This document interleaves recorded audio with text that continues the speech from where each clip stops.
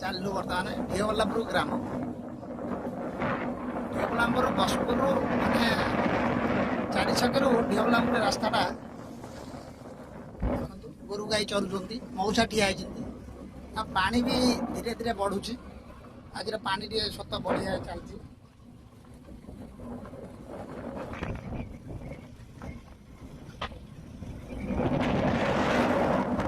ନୂଆ ରାସ୍ତା ହେଉଛି। କଣ୍ଟ୍ରାକ୍ଟର 2 ବର୍ଷ ହେଲା ରାସ୍ତା ଅଧାରେ ପକେଇଛି। ଦେଖନ୍ତୁ ଆମର ବହୁତ ଅସୁବିଧା, ମାନେ ମେଡ଼ିକାଲ ଯିବାକୁ ଏ ରାସ୍ତାରେ ଗାଡ଼ି ଆସିବା ବହୁତ ଅସୁବିଧା। ଖାଲି ଗୋଡ଼ି ଖାଲ ଢିପ ଖାଲି ହେଲେ ଟେଣ୍ଡର ହେଇଛି, ହେଲେ ହେଇପାରୁନି ରାସ୍ତାଟା। 2 ବର୍ଷ ହେଇଗଲା, ଆଉ ତାର 5 ବର୍ଷ ଏଗ୍ରିମେଣ୍ଟ, 5 ବର୍ଷ ଭିତରେ ମାନେ ହେଲା ବେଳକୁ ରାସ୍ତା କାମ ପାଇଯାଇଥିବ।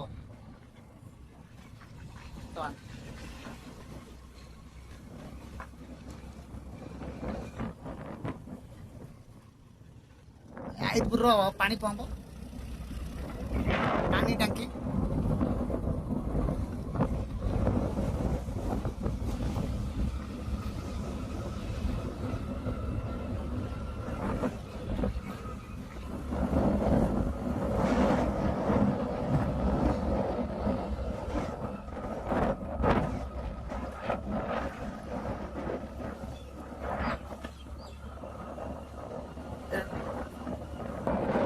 ଚାଷୀ ଭାଇଙ୍କର ଧାନ ରୁଆ ଚାଲିଛି। ଆଉ ଧାନ ରୁଆ ଯାହା ଭଲ ହଉ ମନ୍ଦ ହଉ, ଧାନ ରୁଆ ସରିଆ ସରିଆ ହେଲାଣି।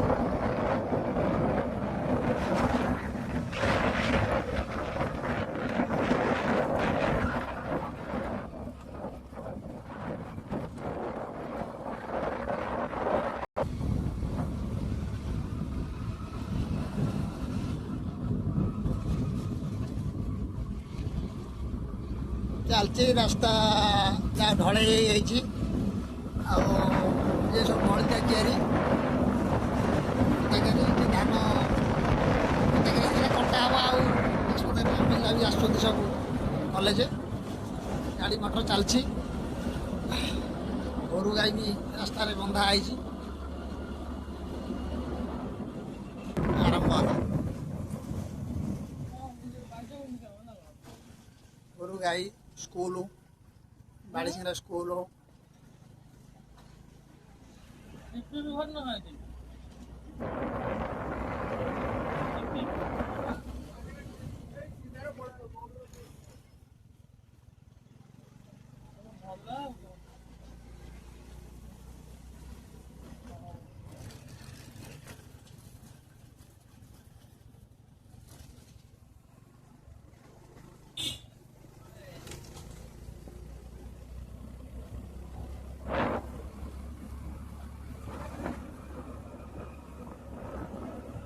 ଗୋପାଳର ବେଶୀ, ଗୋରୁ ଗାଈ ସଂଖ୍ୟା ଅଧିକା ଏଠି। ଦେଖନ୍ତୁ କେତେ ଗୋରୁ ବନ୍ଧା ହେଇଛି, ଖାଲି ଗାଈ, ଦର୍ଶୀ ଦେଶୀ ସବୁ ମିଶାମିଶି। ଆଉ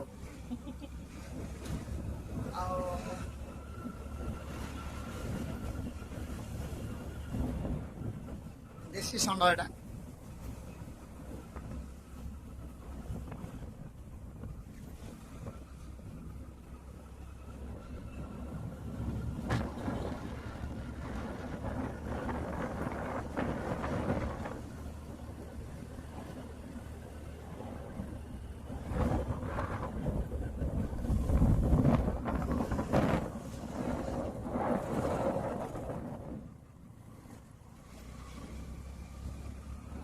ଚାଷ ଜମି ରୁଆ ହେଉଛି, ବହୁତ ରୋଇ ସାରିଲେଣି, ଆଉ ରୁଆ ହେଉଛି।